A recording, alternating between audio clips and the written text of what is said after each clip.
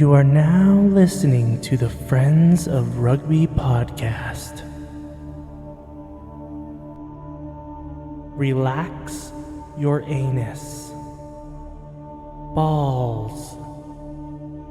Thick thighs. Camille Shat. Where's his neck? Eddie Jones. You're fucked, mate. And we're back. We're nice Long now. weekend. We're live. We're Latin. Here. Yeah, You and me right now. we said that before, and then The people that are listening, it's not going to be live. it's not technically we are live. Anyway, whatever. And all the rugby, to chat about all the rugby. Hello, friends. You're listening to the Friends of Rugby, Your one-stop shop for rugby news. the number one drama. rugby podcast. The podcast that Hot is here for you every week, Mostly.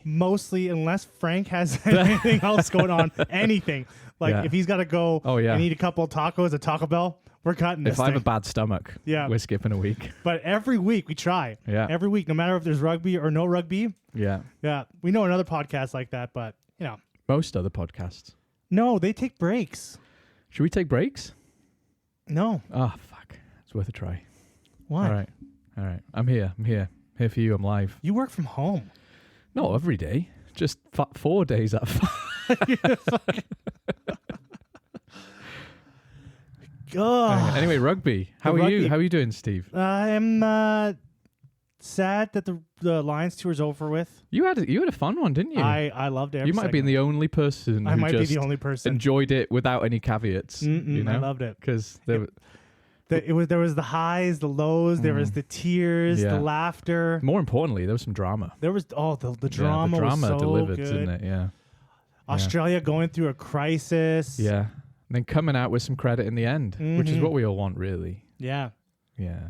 So in the history books, it'll just be another win.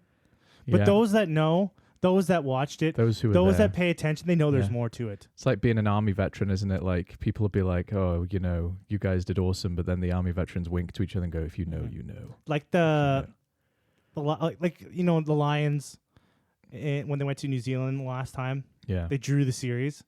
Everyone remembers the draw. Mm. But those that know there was more to it. A lot more to it. Yeah. Honestly, I did not think at any point the Lions were going to win anything. New Zealand were dominant. I'm surprised they got a draw with that. Yeah. But yeah, if you had to be there, didn't you? Yeah. To know that. They knew there was some drama. Yeah. Sketchy calls. Some big calls. And are we going straight into the last game, or are we preambling a bit more? Let's talk about some other rugby stuff. Okay, we'll come back to the Lions. Okay. Yeah. Last week we talked about Steve Tandy taking over Wales. Yeah, we're going to the Wales corner. There's more Welsh news. There's a little bit more Welsh news. A little bit. And actually, like last week, it's kind of good news. Kind of good news. Right? It's nice to have kind of good news because Louis Rees-Zammit. He's heading home. Reese Lightning is back. Well, kind of home. Did we know he's come back to Wales? Well, we'll see. He's not coming back to Wales. He's going to play for Wales if the English don't get their ways. There's rumors that England might be trying to dirty mitts all over him. Trying to throw some money at Zammit to switch codes. I've known to switch codes. No, switch allegiance. Fuck, you don't say I'm that. completely making this up. Jesus Christ. Switch codes. That was... I can handle the banter about England, but rugby league? What's the league called in I think it's called the Super League. The Super League? Yeah. It's actually good. Yeah, I know what you think. But, for a product of English Rugby League, it is good. Anyway, that's Rugby by the by. League should be the introduction sport to union. Yeah, it should be. Like, it's what kids play to get used to rugby. It's the Duplo to the Lego, isn't it? And then you graduate into, the big boys game. Yeah, do you not remember Duplo? It's like giant Lego, so you don't choke on it. Yeah. And then once you've mastered not choking to death on a piece of plastic, now you can have the intricate Lego set. Yeah. You know? It's just like that. That's what, in my mind, that's what league should be. Yeah. It's Duplo rugby. Like you should. Yeah, exactly. I'm going to call it that from now on, Duplo rugby. I call it diet rugby. Yeah, I like that's pretty good. Because it's less rugby. Yeah. You know what? And I think you're the first person I've heard say that. And you have said that consistently I'm going to coin that. You should coin that. Diet rugby. But he's not going to fucking rugby league, not least because he'd get absolutely battered. Do you know if you signed with anyone yet? No, so I watched a Sky Sports interview yesterday with him, and the guy asked him so where are you going to play? And he said, I think he talks about his brother. I think his brother is his manager or his agent or something. Said we'll have that finalized within the week. I am confident he's not coming back to the fucking. He's not going to the US. Not coming back. He never played in the USC. It would have been better. It would have been better if he said his mom. He's like, I was talking to mommy and mommy, where should I play? Like, mom really like if his mom was his manager. Yeah, she grounds him. You've been very naughty in America, Reese. I have no doubt that he. Do you know what?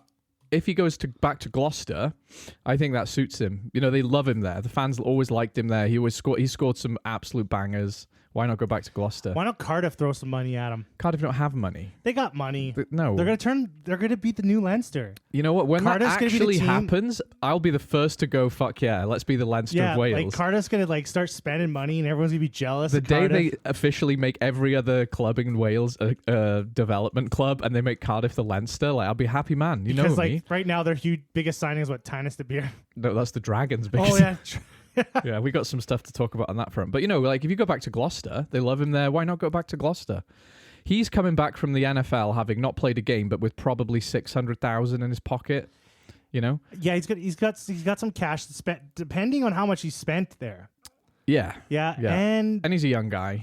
The type of training, too. Yeah. Like now he's been sprinting, and now he's got to do a marathon. Like the physical requirements for both sports are completely Very different. Let's talk about, because you are unique in rugby fan world because you do know a little bit more about football as in North America. Well, that's what I grew up watching. Right. It would have been I would watch football before I watched hockey. Yeah. Because I saw a comment saying he should have gone to the CFL, the Canadian Football League. He would have 100% made it. What do you think about that? He probably would have. No. Okay, this is why he would have made it. Yeah. He probably could have played for a team like Toronto. Yeah. And the only reason why they would have put him on the field was star factor. Yeah. And then he would have played a couple games and then he would have been right back he wouldn't have made the CFL. No. And the NFL has a specific pathway for rugby players, don't they? They want to poach rugby players. Yes, they want to poach rugby players because they want to attract like this whole poaching of rugby players. Yeah, it's not publicity, isn't it? It's not to find new talent or discovered talent. It's to basically pull eyes from rugby onto the NFL product. And that's not conspiratorial. The evidence is there. These guys don't make it. Christian Wade didn't make it, and Louis Rees-Zammit didn't make it. If you are 6'4" and weigh 280 pounds. And you're athletic, you've got as good a chance as anyone. But if you're playing any kind of technical position, you're not going to make it because there's thousands of athletes who are way better than you. You know? There are some cross guys that do make it in the NFL. But the whole program is to basically get rugby players, rugby fans looking at the NFL. And they do that by having a game in London every year. They have a game in Germany every year because they want that European market. They're just greedy bastards, aren't they, the NFL? Yeah, I think they're good. They have such a strong product. They don't need a team in London. No. Doesn't make any logical sense to have a team in London. They used to, actually. I read that a long time ago. They want to just keep people's focus there. Yeah. Like, they don't have to have a team in Canada, and the majority of people that watch football now don't watch the CFL, they watch the NFL. I was very surprised by that when I moved here. First autumn rolled around and every Canadian I knew was betting, talking, really into the NFL. The CFL is a way smaller product in its own fucking country than the NFL. It's like comparing the NFL and the CFL. Today's standards is like the whole league. The whole CFL league, all the money in the league doesn't even like scratch the surface of one NFL team. I was just going to say that, It's just miles, and we're a smaller country. Yeah. Our economy's way smaller, dollars lower. Like it just it's just not as popular either, is it? Hockey's just more popular. I would say the Toronto Raptors, the Canadian basketball team, have way more money than I'm going to say all of the other CFL teams put together. I wouldn't be surprised. I met a CFL player. He came to do a little talk for one of my little work groups, and that was not his main job, you know? The guys that delivered my new dishwasher They played for the Edmonton Eskimos. So in the off season, they have this like delivery company. Yeah. And they're both Americans. Yeah, they're huge. I asked them because these two huge guys come up to my house, and I asked them about rugby right away. I was like, "Fuck! Imagine I can get these guys to play rugby." Yeah, but they played for the Eskimos. I was like, "Oh, no, they already got a job." Yeah. So that was. So he's not making the CFL. He didn't make the money NFL. in the CFL. Like he's gonna be not making any money. Like they don't have the money to attract someone like him. I want to get my saltiness out the way with LRZ as well. So. Two things. Firstly, in that interview, he's like, rugby's my passion, my dream. Can't wait to play for my country again. It's always been my dream to play for my country. I was like, hang on, mate. You said your dream was playing the NFL. That's what you said verbatim. He's got lots of dreams. Yes, like you can have more than one dream, I guess. You can have more than one dream. Yeah. But you abandoned one dream that you already had achieved or achieving for another dream. First of all, I respect that, you go and do what you want to do in your life. Who are we to have ownership over people's decisions and their careers, right? Fuck that. That's ridiculous. So good for him. But he does seem to change his fucking mind about his dream is every 10 minutes, He's young. He's young. You did the same thing. We did the same thing. We totally did. Yeah, and I wish I was as athletic and successful as he is. But when I was a little child, my dream was to be a professional wrestler that wore an eye patch. Hey, yeah, and I had this. I saw my mother used to watch a show, and there used to be a guy, and his name was Steve on the show, and he wore an eye patch, and I thought it was the coolest thing. So all I ever wanted to do, whatever I was doing as an adult, I was wearing an eye patch. I've always wanted to have an eye patch just because you look cool. Yeah, you look badass. Yeah, and you threw me off with that one. Yeah, so I'm just nervous because Wales. We've been hurt recently. We've been dumped by Feywa Boso. And he didn't just dump us. He went to our rival, rival, our greatest enemy. Yeah. That cut deep. That deep still cut. Hurts me. And I'm worried that Louis Rees-Zammit is going to have a new dream next week where he's like, actually, I'm English. And that was always my dream, to play for England. It's only been, you have to be out for 3 years? Yeah, is it 5? Is it 3 years or 5 years? I think it's 3. I think it's 3, yeah. So he's close. I think it's only 2 if he stays out, if he holds out. Yeah. Another thing I'm salty about is since he left, Wales have won 1 game in 2 years. And he talked in this interview. He was smart enough not to say, I'm straight back in the squad. But there was a little shade of arrogance. Well, when you look at the squad. The tone. And then, but that's what I was thinking. I was thinking, yeah, but fucking hell, it's not hard, is it? Like to throw him back in. Because, with all respect to Josh Adams, I love Josh Adams. He's class. But he's not the right side of 30 anymore. No. And Tom Rogers, I love Tom Rogers, but Louis Rees-Zammit was literally the fastest rugby player in rugby. Like he had something special. And so maybe he deserves a little bit of arrogance, but there's things which not to say sometimes. And I think he's still got that kind of starry-eyed. He's young, he's got confidence. Yeah. Look at his hair. It's gorgeous. Yeah. Anyway, welcome back. Welcome back. We need you, bud. Louis Rees-Zammit. We fucking need you. So jump back in. He's on his way to Cardiff. Yeah. So if he comes to Cardiff, amazing. But I highly doubt he's going anywhere near the URC, let alone Cardiff. Probably going back. And if he goes back to Gloucester, that's a good fit. Yeah. If he went to Bristol, I'd love that. Love a bit of Bristol. But anyway, we will see. As long as he's going to go to France. I feel like he's going to go to Northampton. That would be cool. Tommy Freeman, Louis Rees-Zammit. Or he's going to go to the Falcons. The Red Bull Falcons? The Red Bull Falcons. Oh, that's where he's going to get signed to. Where dreams go to die. So Red Bull, let's talk about that. Red Bull bought the Falcons, or they took 4 ownership? days ago. I'm on a BBC News website, and it says, they're about to confirm it. So it's all but done. And Red Bull are buying the Falcons with the proposed name change of the Newcastle Red Bulls. So they will no longer be the Falcons. Oh, they're going to be the Red Bulls. The Red Bulls, yeah. And a lot of blazer-wearing, boardroom English private school types are saying things like, why can't we just have traditional names? Then someone pointed out, Bristol changed their name. They used to be just Bristol Rugby. Yeah. They changed to Bristol Bears.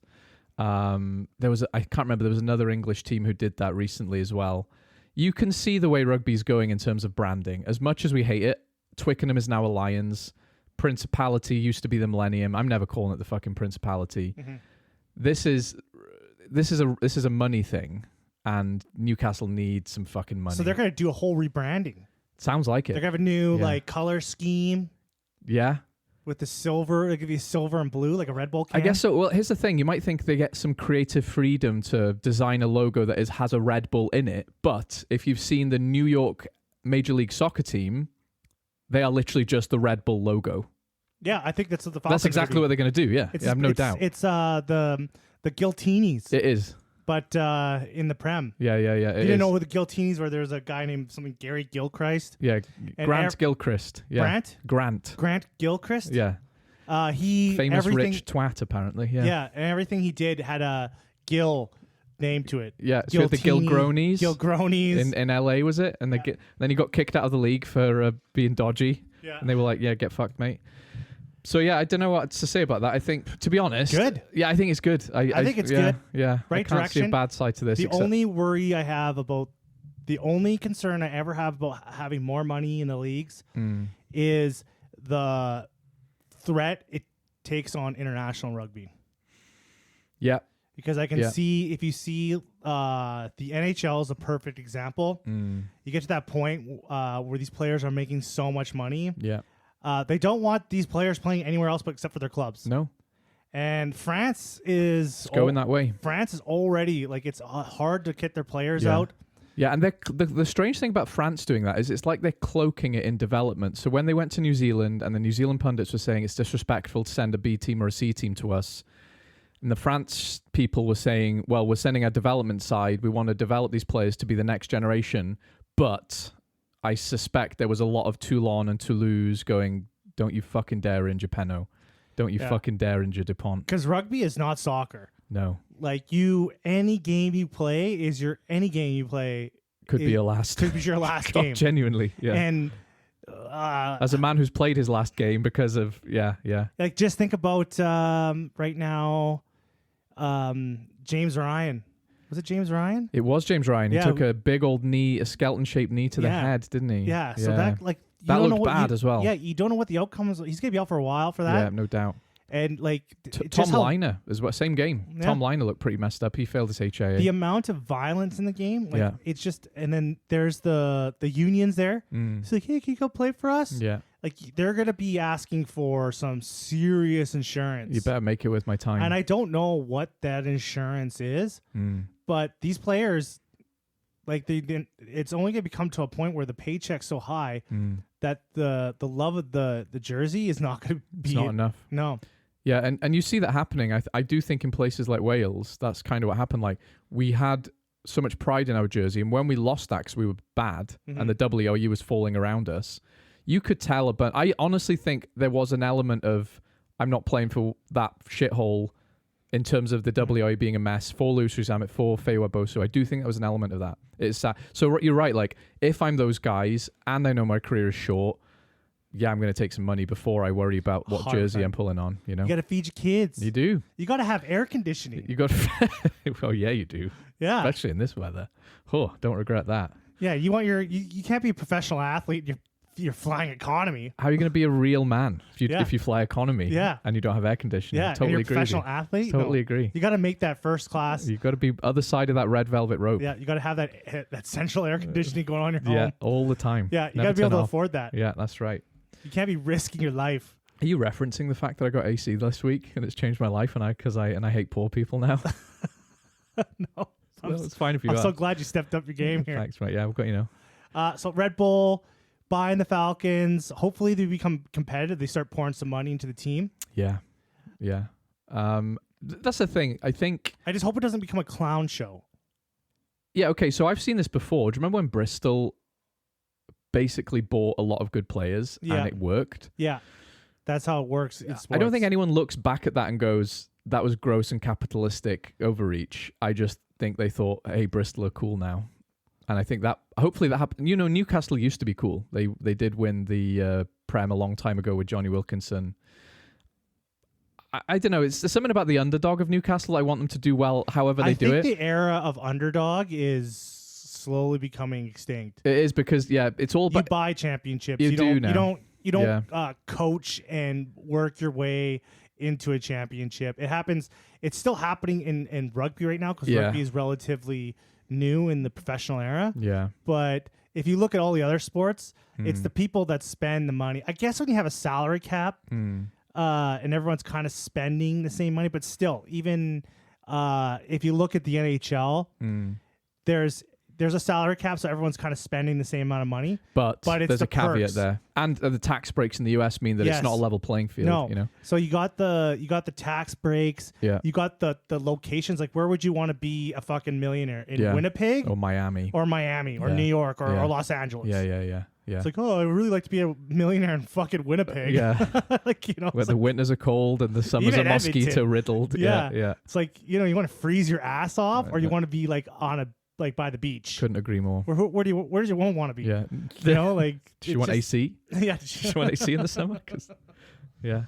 But yeah, like, I think you're right. The broad narrative of rugby right now is that the era of the Brighton miracles and fairy tale stories it's coming to an end. It is. You will see it every now and again, but it will more likely be because of money, not despite money. Yeah. So, because like this year, in the biggest rugby tournament of the year, the third or second lowest spending Prem team went to the fucking European Championship final. They did, but you've got to remember, they are relatively similar in their spending abilities in the Prem, right? There's a small margin of difference.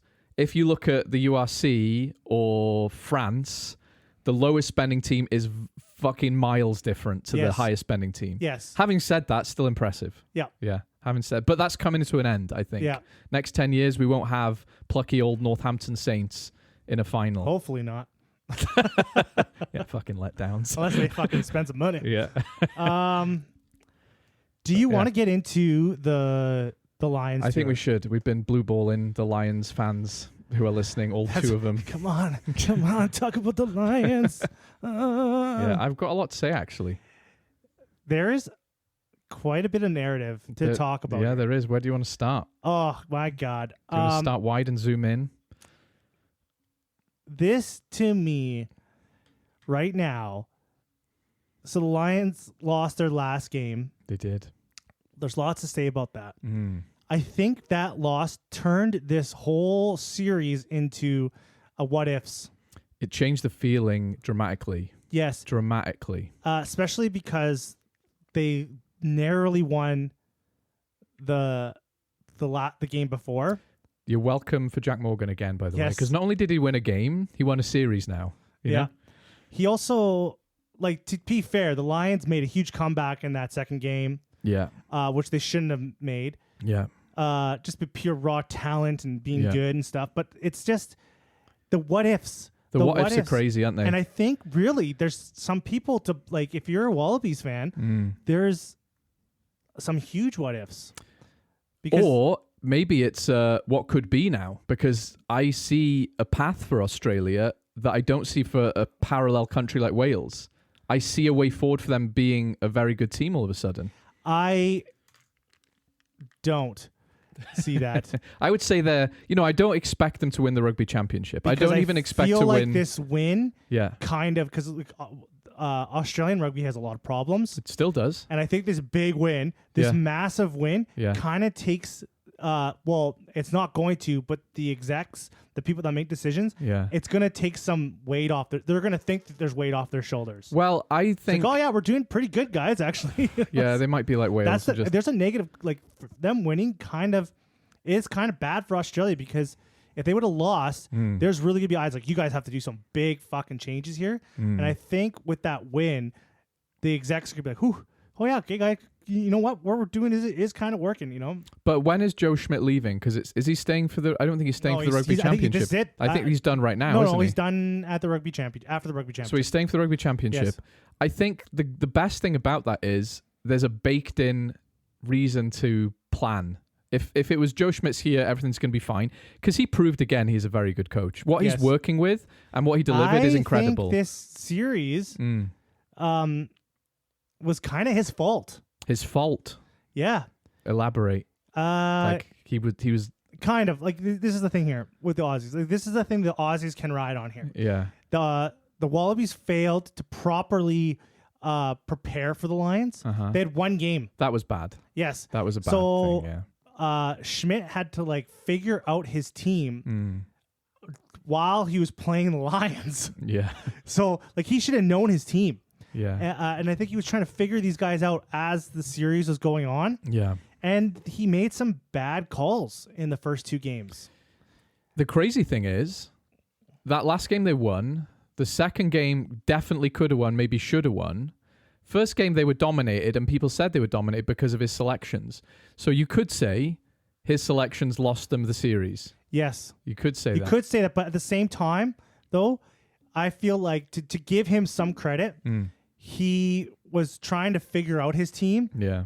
While on the fly, while the Lions series, when the Lions had like bazillion games, they've been together for like over a month. Yeah, they had time to figure out the team. Yeah, he had to play Fiji, and then bam, he's playing the Lions. But one thing you can do, and I've seen this happen on other Lions tours, is the host country's coach can tactically put their players in those midweek games, and that is their preparation. I want to try this 10. Let's see how he does for the Waratahs against the Lions. You can almost mirror what the Lions are doing in terms of making the selection competitive, because if you have a good midweek game, might play in the test series. There was so much drama and kind of handcuffing of Schmidt about how he uses those midweek test players that it almost felt like he wasn't allowed to do what Farrell was doing.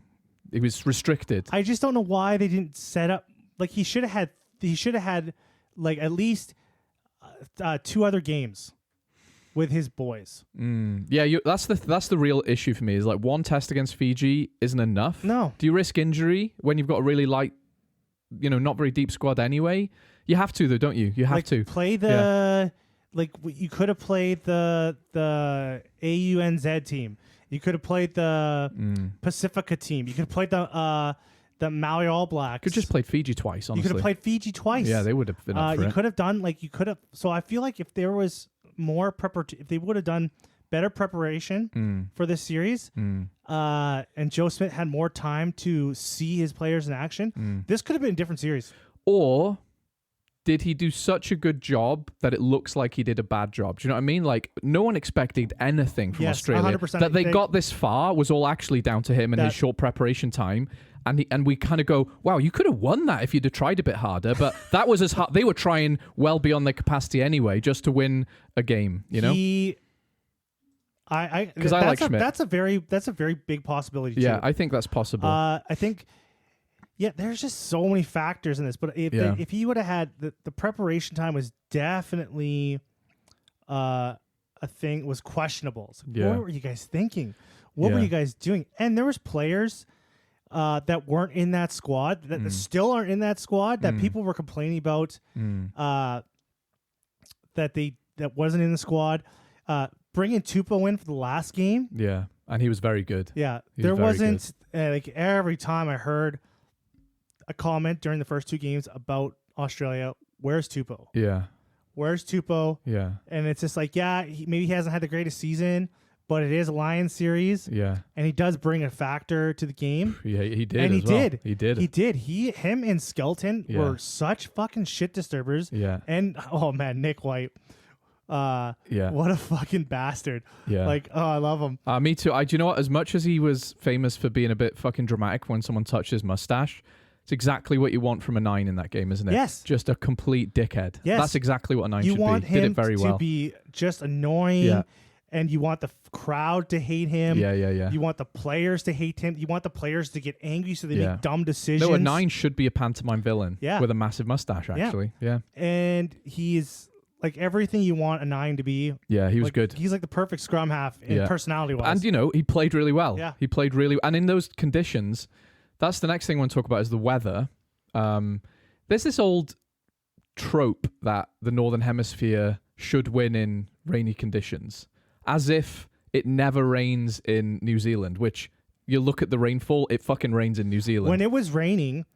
Australia were better when it rained. Yeah, and I thought that was going to be an advantage for the Lions. But that's what I'm saying. I think maybe that trope is not as true as we'd like to think, because I have yet to see convincing evidence at test level that is a factor that benefits Northern Hemisphere teams. It rarely does. I thought it would. Yeah. Didn't. You guys fucking are born and bred in the rain. So are Kiwis. It doesn't. Yeah. It's not like Oh, it's not like it's sunshine and smiles down there all the time in the weather. You know, like and in South Africa, yeah, it's hot and dry a lot of the time, but they have some adverse weather. I would say Australia is the one place where you could say the weather's pretty fucking nice there all the time. Mm-hmm. But it's not like they don't know what to do when it rains. You know, it does rain rains there. a lot, yeah. You know, like I'm not saying it rains a lot. I but would just. I don't think it's the biggest factor as people think. So when people are saying that it's going to favor the Lions, I don't think so. I don't think. And these are professional athletes, so they know how to catch a wet ball. You know. Yeah, it was. The game right from the get-go was Mental. It was mental. It was a weird game. It was a very strange game. There was just I kept thinking, because okay, Aussie's coming out hot. They're hungry. They want to win this game. Yeah. And I was like, all right, I'm just going to wait this out, because Skelton and Tupou were fucking tearing it up. They were. They were just everywhere. They were giving same with Hooper. Tom Hooper was fucking really good. Yeah. Like and I was like, okay, well, these guys are going to tire out, right? And our bench is going to come on. Our bench, Lions bench is going to come on and save the day. Yeah. Tupou and Skelton don't have, 80 minutes in them. Because to be fair, they're usually injured within about 5 minutes each, aren't they? But then the fucking rugby gods opened up the skies. Gave them a big old breather. Yeah. Gave them an hour. Yeah. Because they had halftime, and then they came back for 2 minutes, and they had another 30 minutes, which turned into almost 40 minutes. Yeah. So they had over an hour to rest these guys so they could come out strong again. So I was like, wow, how? And then it's like one of those boss fights in Resident Evil where you kill it and then it just gets its health bar and turns into a new monster, and you're like, oh, fucking hell. And you lose Mauro Toji, you lose your captain. Yeah. And then you lose James Ryan. Yeah. There was another one, wasn't there? Yeah. Oh, no, was that Liner was HI'd from... Yes. That was Sheehan. Yeah, who got cited for that. He did. 4-week game ban. But there's just... you're losing guys left, right, and center. Yeah. It's rare I've seen a game where you take key injuries early on, i.e. your captain, and win. So when we went to watch Champions Cup final, Northampton-Bordeaux, they couldn't have had a worse start, Northampton, in terms of injury. And you knew from minute one, it was like, they've fucking lost this. Mm-hmm. I remember England and South Africa World Cup final, 2019, same thing. I think it was, who went off early? Was it Sinclair? One of the props went off pretty much straight away. And you thought, they fucking lost it. They've lost it now because, I can't remember who it was. I think it was Carl Sinclair. Was Sinclair, yeah. But it was the same thing. It was like, if you do take those injuries early, rugby's the kind of game that it's hard to manage 80 minutes or 60 minutes if you've lost a key person in your team, right? Every single person matters massively in a starting 15. And another thing, you made this point before we started recording. I think it's an important point. Andy Farrell was saying things like, yeah, we're really motivated to make this a 3-0 series win. Of course you are, but as you said, the players didn't look that motivated to win 3-0. They were already partying, weren't they? This selection thing was... They're emotionally done. The selection thing was... bad. I think it was bad on Farrell's part. Definitely. And he's been known for this. Yeah. Ireland are known for this. Yeah. Because of him. And Schmidt was guilty of this under Ireland. Same guys all the time. Really didn't want to change the team. And the thing is, you can't do it at the cusp of the third game. You have to be rotating midweek in the first week of the tour, right? He didn't rotate enough, and it showed. Because when he was playing throughout the series, I think before the Wallaby series, he was playing everyone. Yeah, everyone was getting a turn. And they were successful. There were some games that were closer than others, but the team looked pretty decent. Yeah.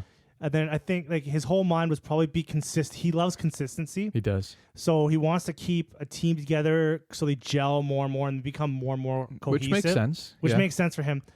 I just think that this has bit him in the ass more than once, because the Rugby World Cup, the last one, 2023, where he basically played the same Ireland team over and over and over again. Yeah, and he didn't need to do that. And they looked exhausted. Yeah, and and by the time they got to the quarterfinals, they were fucking tired. And the thing is, I understand. You're right. Consistency is very good. Momentum is very useful. But if you do have a bad game, or one or two guys have a bad game, that's your hint to move, because you don't have to change the 15. Move one or two guys around, and you can still keep that continuity into momentum. And what is Blair Kinghorn doing on the wing? Yeah, no idea. Because what's he doing on the wing? And it's not like they were short of quality. I mean, yeah, James Lowe is someone. I think they kind of missed James Lowe on that wing. Well, he's got a lot of criticism, and then Bundyaki had, to be honest, a bad game. He had a bad game. Porter had a bad game. Porter was because he came off right after halftime, didn't he? Right after halftime. He was and Ellis Genge he was getting scraped up by Tupou there in the scrum. Yeah, and his angle of attack in that scrum is glaringly illegal now. Like, he doesn't even care anymore. He's coming in at a fucking right angle, and he got away with that for a little bit. Anyway, that's by the by, but Genge comes on, plays much better. You think, why didn't you start Genge? Like, he's had a good tour. I like Genge coming off the bench as I'd rather have Genge coming off the bench for impact than Porter. I think there's he's got a bigger impact. He does, but then he's got a half. They both have both of these loose heads. They both have 80 minutes in them. They do, right? So they do. You could literally swap them at half. That's true. That's true. I like Genge is a real eye opener for this one. So I if I was Farrell, I would do the same thing. I want him coming off the bench. Do you know what? Actually, and I don't want to go after the pack too much because I don't think they had more bad luck than bad games because Itoje going off injured, Ryan going off injured. There's nothing you can do about that, right? The backs though. And the back row, I'm thinking, Josh Van der Fleer really deserved more game time. But then you think, that back row, everyone was good. And we had this whole debate about Jack Morgan should play ahead of Tom Curry. Tom Curry was frankly excellent the whole fucking tour. Yeah. Right? He was hard to sub out at any point because he was excellent. And it pains me to say that as a Welshman complimenting an English guy, but he absolutely deserved his selection. And all the backup, Ben Earl was slick when he came on. Jack Morgan was great when he came on. So Josh Van der Fleer, you could say, that's bad selection, but there might have been just no room for him because the back row was very good the whole series. Yeah, the back row was kind of a no-brainer. Yeah, but the backs, they were bad. The selection in the backs was bad. Because they didn't, the whole Wallaby series, they kind of didn't produce anything. No, they didn't. This was like the forward pack did basically all the work. Yeah. And the backs kind of just were like holding the ground. Just waiting for their moments, yeah. Yeah, and they weren't looking for work as much, were they? The worst part about this game, too, was you have all these players. You got Blair Kinghorn on the wing, and Tommy Freeman goes off at 37 minutes, and you bring on Owen Farrell. That was mad. That's because that's what you have on the fucking bench. Yeah, and it's like you have a 6-2 split, so you got two backs, and your second back is Owen Farrell. Yeah. And you got to put Hugh Jones went to the wing. Yeah. And we both agree Owen Farrell's a good rugby player, but we're supposed to be talking about the best, young, exciting, fit, peak of their rugby career coming on. This is the Lions. These should be the best players in their country by a country mile. And you're bringing on who is a good rugby player, but he's basically a Swiss Army knife on the wrong side of 30 again, right? Like, I like Owen Farrell as a player, but he's not the guy I want to see running on to add a bit of dynamism to the game. Yeah, that's your dynamite. That's your game changer. Yeah, he's not. He's a leader, right? But hopefully there's enough experience on that field that you don't need another leader on the field, right? Anyway. I kind of wasn't like the series. Like, I think I could be wrong. Like, people will probably argue with me. I wasn't the biggest fan of Tommy Freeman in this. It's like you said, though. I don't think any winger really got the chance to show what they could do in this series. No, I think the only one that kind of showed his value was just his get out of jail free kick. James Lowe. Yeah, and that's the crazy thing. And he was physical in the run too. So he was like, it took a couple guys to take him down. He's a hard runner. He's not fast. No, but he's a big guy. Yeah, and he's a hard guy to take down. Because even when James Lowe has a bad game, it's not like the end of the world, is it? And he's a shithead too. So they needed that in this game too. They needed the shithead. Yeah. Ready to jump in and throw hands. Yeah. Yeah. Like, they needed his cuntiness on the field, and he wasn't there. He had Blair Kinghorn kind of like just tap people's shoulders. Yeah, hey, I'm just happy to be here. Can you stop? I was kind of annoyed by Kinghorn too because he was just like too nice on the field. Yeah, yeah. That's the thing. I think there was a bit of an emotional hangover from winning the series. Like, a lot of those guys looked like. One of them looked like their child was just born in a car hours before the game. Congratulations to him. I would have. Bundyaki. Yeah. Yeah. I would have loved to see. Because Tuapolatu, he was good. Didn't you say he was injured though? He was, but he was passed. He could play. He was eligible. Mac Hansen was eligible. Yeah. Also, well, Ringer was definitely out though, wasn't he? You just mentioned his name. Van der Fleer was eligible. I don't know if Van der Fleer would have been in or out. But a guy like Henry Pollock. Like, get him in there. He would have been hungry as shit. Well, out there. I think everywhere but the back row is what we're talking about. Yeah. Though. But I agree with everything but the back row. I feel like they didn't have, like, you had Gibson Park, Yeah. fast and snappy out of the breakdown. Yeah. You had Finn Russell that could just make miracle passes and kicks. Yeah. And then you didn't have anyone kind of working off that. I think like someone like instead of Aki, you had Tupolatu there, kind of helping with Hugh Jones to create some stuff. Yeah, and those guys know each other. That tandem right there. Yeah. They could have created something. Could have. I'm not really upset that they lost the game. I wasn't the most invested in this tour anyway. But I do think like not a lot of those players looked motivated to win a series 3-0 on that because they'd already won it, you know? Yeah, Let's I feel not like forget, there was a little bit of hangover. There's a lot of Lions fans talking like they've lost the series. They'd already won it. And that first test, they won that first game comfortably. I think it's because of how they lost this game. It is. Yeah, there was a bit of giving up going on, wasn't there? Yeah, because like Wallabies really put their like foot on the pedal, and they didn't take it off the whole game. No. I want to also. It doesn't help when Rowan Keller comes on and he gets a yellow card. Yeah. And it's just like, for fuck's sakes, like it was tense game though, wasn't it? It was a lot of handbags. I also want to mention Max Jorgensen, who for me was the player of the series. Actually, that guy is only 21 or 22, and he's so good. He's such a game changer, and it's not often wingers get a lot of credit. Actually, no, they do get. They a lot of got some stars going. Yeah, but the Wallabies are losing a bunch of guys for this rugby championship. They are. So Tupou is going to France. Will Skelton's going back to France. I don't think he's going to be playing in the rugby championship. No, and he's close to retirement. I think Tom Hooper is going to France. Yeah, I'm pretty sure he's going to France. Yeah, or he's going to the Prem. I'm pretty sure he's going to France. Yeah, so you got 3 guys going overseas right away here because like the season's starting up. Yeah, so they're out. Yeah. Nick White's played his last game. Yeah. Tom Lann is injured. Yeah. Fuck's sakes. Yeah. So it's just they're paper thin, the Wallabies, aren't they? Yeah. And where's Angus Bell going? Ulster. So I wonder if he'll be in the championship. Wouldn't and then be he'll surprised. go into the Ulster afterwards. Yeah, wouldn't be surprised. But like man, they're losing a lot of guys. I don't know. It doesn't look that great for the Wallabies going forward. When you say it like that, it does put into context that they have problems on the horizon, I guess. Yeah. They just. But a Lions tour that I was never that engaged with it for obvious reasons. But I think people will look back on this, like you said, the history books will record a series win. Yeah, you kind of had a hate on this series the whole time. I never hated it. I just genuinely wasn't that interested. Genuinely wasn't that interested. And why would I be? I've got one Welsh guy in it. Like what's my motivation to be interested? Rugby. Yeah. The best of the best in Europe coming over to or in British. We are so spoiled with rugby at the minute. I feel like I get like the creme de la creme of rugby every week. And this is great. Like I'm just a bit like we could take Let's just be honest. We're just straight bitter about the lack of Welsh guys.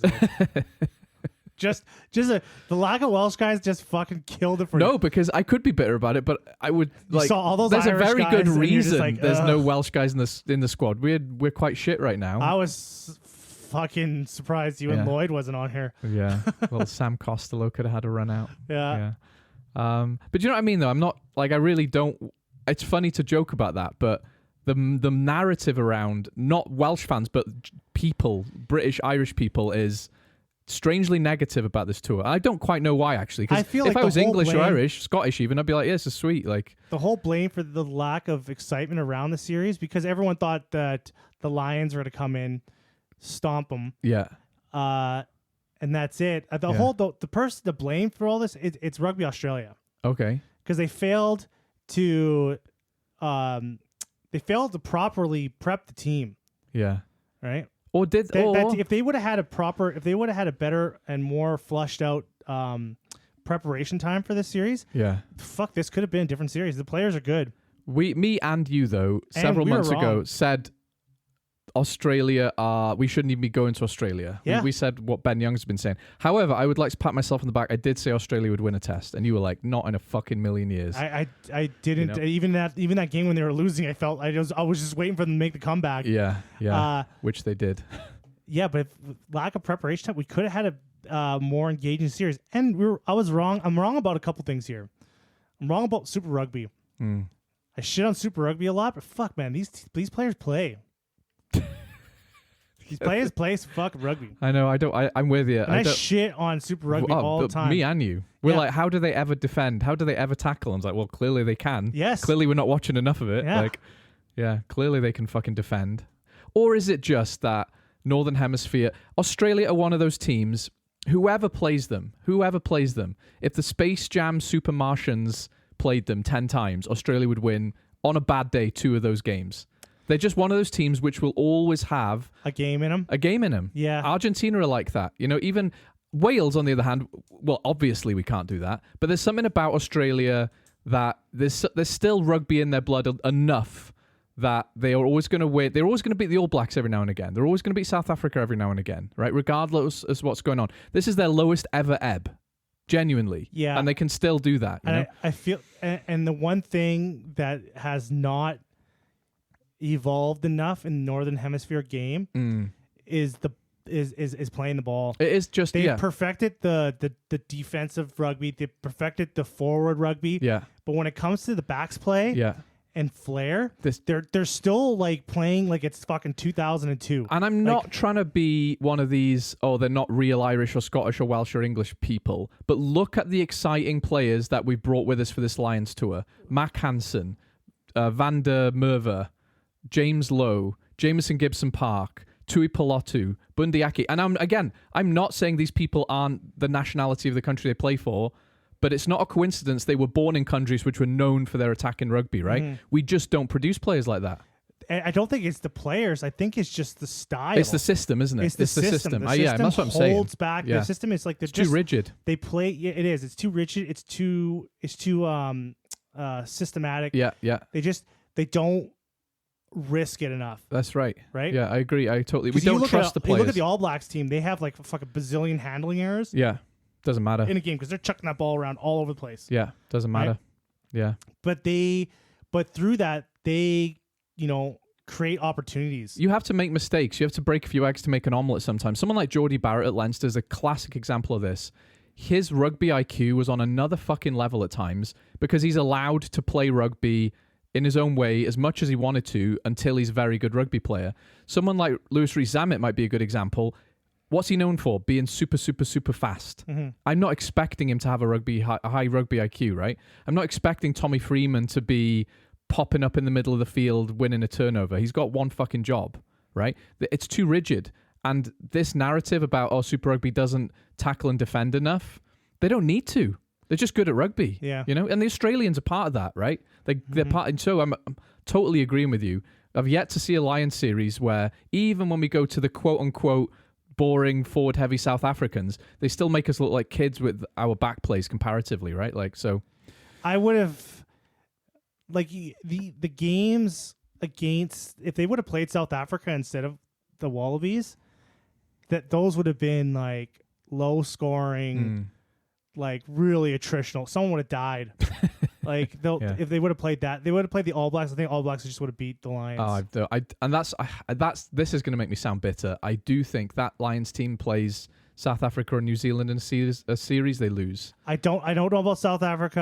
I think they'd be close. Yeah. Because their style kind of really plays into the Northern Hemisphere style. It'd be close. And you do play in a different way, don't you? Yes, you played it a completely different way. Yeah. But the All Blacks would have fucking probably chewed this team up. I think so. Yes. And it's hard to say that because I know it makes me sound bitter. And I would have wanted them to win either way. Because the All Blacks would have been able to score a couple tries. Yeah. I think you would have saw a series where the Lions were just kind of beaten down at the door the whole time, just kind of dominating the whole game. Taking 3 points every now and again. Yeah, but the All Blacks would get that random messy ball and get a cheeky try. Yeah, and they would get 3 of them. Yeah. And just be enough as well. And it would be enough to win the game. Yeah. Right? Yeah. So you would see, that's what you would see. Yeah, right? I kind of agree. And that's the shit, the cheeky try stuff that the Alliance cannot Just not produce. good at. They have to really when they every point they get. Yeah. When you look at the games, they earn it. Like they have to work super hard. Yeah. They don't just get some random bounce of the ball and then they start offloading the shit out of it and then they're in the end zone. That's why I was so impressed by Max Jorgensen in this series, because he was the epitome of what I expect from a Southern Hemisphere back, right? Just heads up rugby, catches a loose ball, and just puts the fucking gas on. And it's impressive. And it kind of makes me sad in a way, because you kind of have this Northern Hemisphere, Southern Hemisphere narrative, which a lot of the time I think is bullshit. But then you watch this series and you go, is it though? Like, are we just not? Is our rugby culture just too entrenched in rigidity and boring style of play? Because I wouldn't say the talent of the players isn't there. Yeah. I would just say the system and the style kind of hurts the Northern Hemisphere rugby. It seems like that, doesn't it? Yeah. Yeah. But Based on what I saw. I still love it. Like I still love it, and it can still win games. But you got to be, if you're gonna play that style, like you got to be the bully on the field. You do. You can't let the Wallabies bully you. No. And they bullied the Lions. Yeah, they did. Right.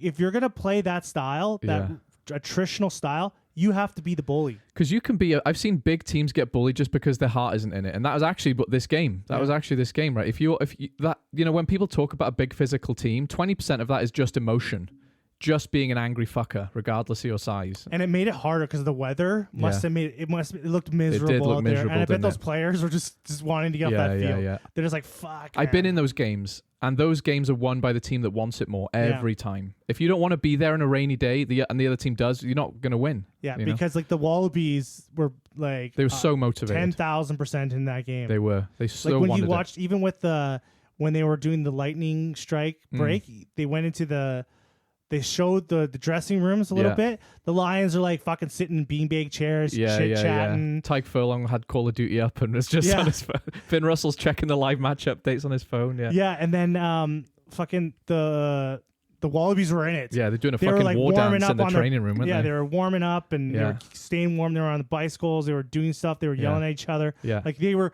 going to war. Yeah, for 40 minutes they did a big old just training session basically, didn't they? Yeah. So they were making sure, and the Lions was like, yeah, all right, can I get some apple slices, please? Yeah, just a little bit of cheese and apple slices, please. Like, no, not mozzarella. yeah.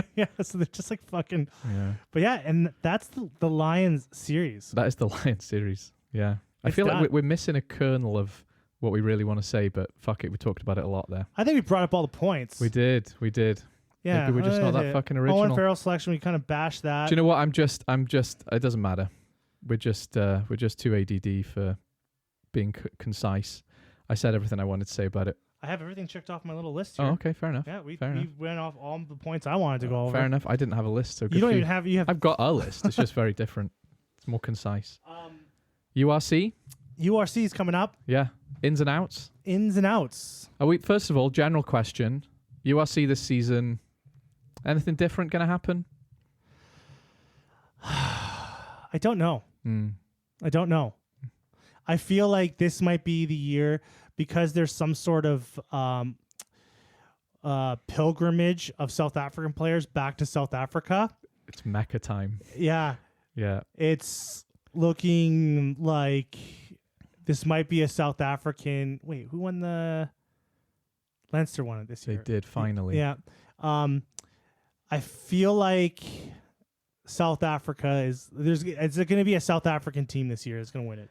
Yeah, and I want to agree with you because with the greatest respect to the other Irish provinces, Leinster are the ones who are the real threat because Munster, Ulster, Connacht, they're not on their day quite as good as their South African equivalent right now. Leinster could cruise this league still. I feel like Leinster is going to be.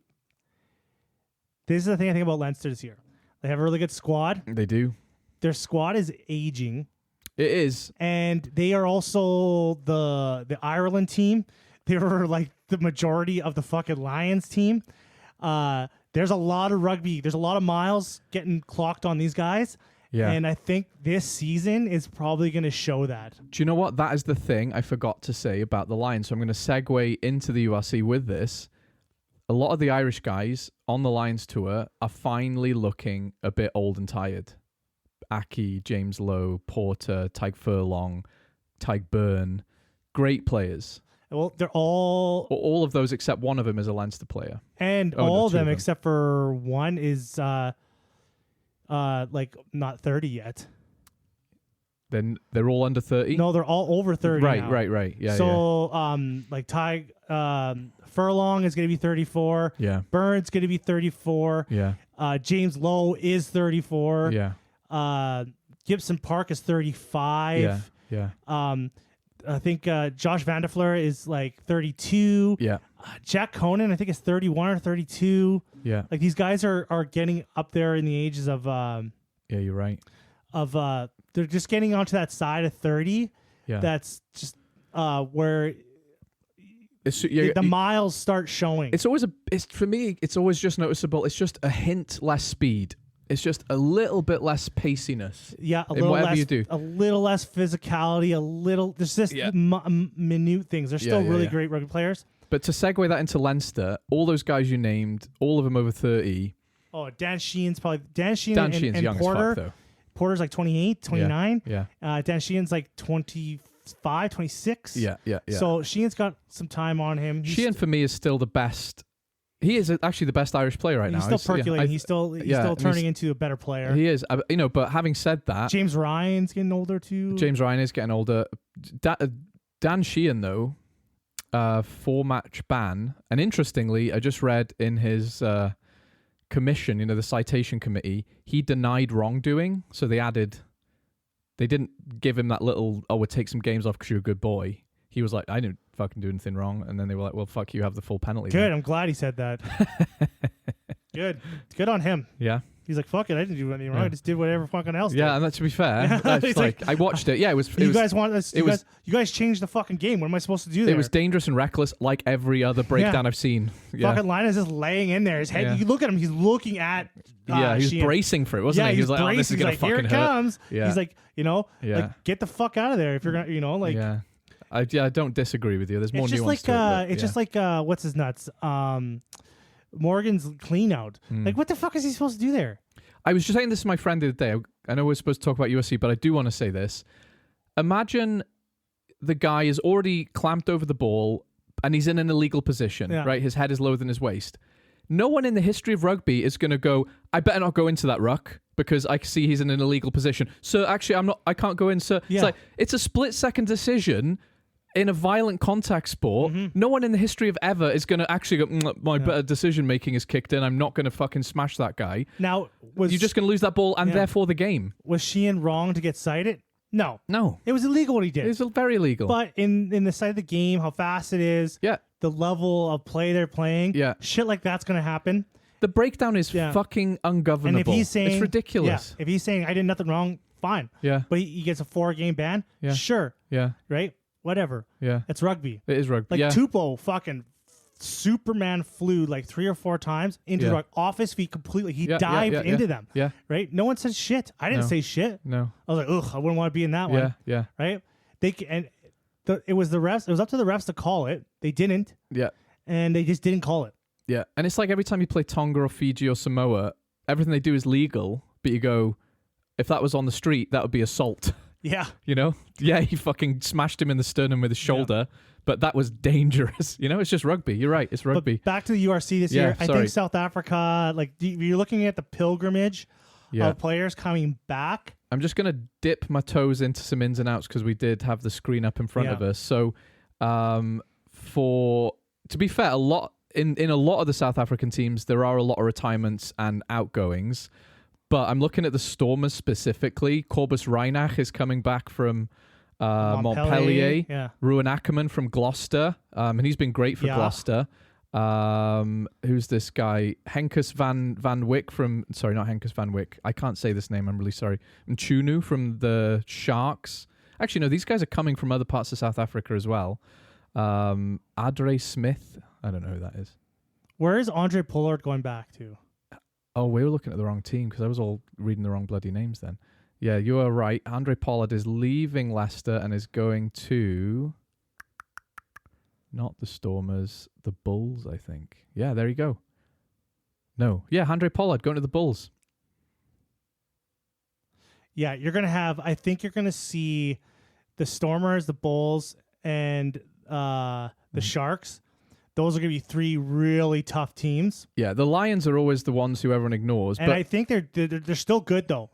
The Lions are, like, they're not the greatest team, but they're also a team that could beat anyone on their day. That's the thing. We kind of treat them like the Dragons of South Africa. They are far from it. Yeah, they're a very good. better. They're way, way, way better. Absolutely. And remember, they're more like they're more on par with they're like an Ospreys, aren't they? Edinburgh or Ospreys or like consistent. What's the Benetton? Yeah. Right.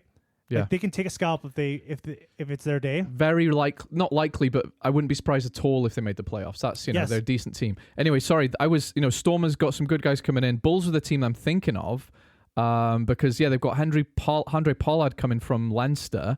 They've got Kurtley Andrese coming back from Japan. They have got like a bit of a homecoming in both the Bulls and the Stormers here. Mm-hmm. And we talked about the Sharks last season as if they should win it because they were basically the Springboks. Mm-hmm. But now I'm looking at the Bulls, I'm looking at the Stormers, and the Sharks. They've got 3 fucking stacked teams, So I wouldn't be surprised if this is sort of a crystallization of the URC where it's South Africa and Leinster just kind of dominating for a few years. We might be going into a period of that. I think the best chance for the URC teams, the European clubs, to succeed in moving forward in like the playoffs and stuff is if they deny South Africa home games. Yeah. That's their best bet. Yeah. They have to like deny home games and make them travel. Because there's still one thing that is true. Whatever, I don't know why. South African teams are shit at traveling. They regularly lose on the road. I still don't know why. And even Welsh teams are taking scalps in South Africa. Because they're used to, like, these South African teams historically, like, they played in Super Rugby. Yeah. Where the traveling was crazy. And they won the Super time Rugby zone titles. changes are days. They are, yeah, right? yeah. And you're just like, you're in a different day. Yeah. So it's just like, it's not, you are traveling far, but you're still in the relatively the same time zone. There's no, it's strange that they're worse at this than they seemingly were at Super Rugby, I guess. I want to look at Leinster a minute because they're the funniest of the players. They've got 2 guys coming in, and one of them is only slightly coming in because he's Harry Byrne. He's just in Bristol for a bit on loan. He's coming back for a bit. The only other signing is Rieko Ioane. Fucking amazing signing, but that's it. Yeah, that's it. And I wonder where they're going to play him. I think centre. I think they're just literally doing exactly what they did with Geordie Barrett because Rieko Ioane and Geordie Barrett basically are the same positional player, aren't they? Can play centre, can play fullback, can play wing if they need to. I think it's the same thing. They're getting the same guy, And then you look at players out for Leinster, Cian Healy. Yeah, he retired. Ross Byrne, Geordie Barrett. Ross Byrne is going to Gloucester. Yeah. I think he needs a team. He does. He's good enough to have his own team. Yeah, he needs 100%. A team. I'm a bit surprised by Ross Byrne leaving because Prendergast is obviously the starter, but he needs a backup. Yeah, well, he's got Frawley still there. How are we talking about fucking Irish 10s again? Fuck's sake. You brought it up. I did. You brought this up. Fuck, I did. Yeah. Yeah. It's also like one of the best teams in Europe too. So yeah, fair enough. So that's true. You're always gonna be talking about them regardless. Yeah, that is true. I think they probably have they probably have another academy kid. Yeah, I have no doubt. Yeah, and they didn't list their academy promotions here. What do you think about Cardiff's little signing stuff there? It's a bit. Cardiff is mental in terms of ins and outs because we are losing some absolute rock stars. Seb Davis, Thomas Young might have been the best flanker in Wales. Him and Tipper, like Thomas Young does not get the credit he deserves. He was a game changer regularly, whoever he played for. Mm-hmm. He's going to the Dragons at 33. Mackenzie Martin was kind of supposed to be the next Falatau. He's going to the Dragons. Tynus de Beer, the saviour of Welsh rugby, also going to the Dragons. Ray Lilo holding down the centre at Cardiff for years. At 39 is finally retiring. Gabe Hammer-Webb was a revelation on loan. He's going back to England. Reagan Grace. Do you know the story of Reagan Grace? No. So he was a huge rugby league player. Like he was very, very good rugby league player. Came to Bath, had a season of injury. Came to Cardiff, had a season of injury, and he's like, okay, fuck it, I'm done. So if that whole list is a bit like, wow, Cardiff are losing some guys, but then we're getting Javen Sebastian from Edinburgh, who is a handy prop. Like, he's not the best prop, but he's handy. Sam Wainwright from the Scarlets, also, again, decent enough prop, need some props. Tane Basham from the Dragons. Johan Lloyd, your favourite from the Scarlets. And then they do have some good academy guys coming up. So it's a bit like replacing the bathwater entirely. There's a crazy bunch of guys leaving, but we are replacing them with some good stuff. So out of the 4 Welsh teams, who do you think is gonna? What do you think is gonna? What do you think? What do you think? Well, you look at Dragons ins and outs. They're getting half of Cardiff, and they're getting some couple of Tongans, couple of South Africans. In one of them, Tinus de Beer. But the amount of times I've said it's going to be a year where Dragons get better is fucking depressing. I do think Dragons will get better, but in an environment where everyone else is getting better, they're just going to stay the same because everyone is going in the right direction in this league. I just can't see Dragons doing anything just because the competition is increasing. I think Cardiff have. I think they'll probably do about what they did, maybe make playoffs. Ospreys are probably the best position because I really like Mark Jones. Scarlets, things started to click, and they made the playoffs, and they made some good signings. I think Scarlets will be the best Welsh region this year. We'll see. What about your team, Munster or Galway? Who's your team this year? Well, Connacht is not looking good. No, they're not. They're not looking good, and I don't know. They've lost so many. Munster's a weird one because they have, they had a bunch of guys retire. They did. Oh, Munster's retirement list is mental. And so having like Archer, Kilcoyne, Omani retiring, that's a good leadership. Yeah, they're gonna have to rely on some youth. Yeah. I think they have they have a younger team. They got some younger guys that this year is a year for them to step up or step down. It'll really show. This year will be the year for Munster to see how these younger guys are really gonna play out because there's gonna be a lot more. They're gonna rely on them a lot more because they're gonna be throwing some kids out. So you're gonna really see what Munster has in their back pocket. Yeah, they've got 6 academy promotions in this list, which is a lot. It doesn't sound like a lot. It's a lot, actually. Yeah, it is a lot. Compared to other teams, So I'd like to see that. The concerning thing is like the under-20 squad for Ireland was bad. No, and that's strangely as well. Yeah, they were bad. On paper, they look good. Yeah, and which was concerning. So yeah, you're gonna have to see. They have some guys that were injured last year, like Edwin Adogobo or whatever. Yeah, Gavin Coombs didn't play as much as I like as well. Yeah, is he leaving? No, he's staying. He's there. Liam Coombs is leaving. Yeah, but we'll have to see these younger guys. There's a lot of younger guys at Munster, and this is their year.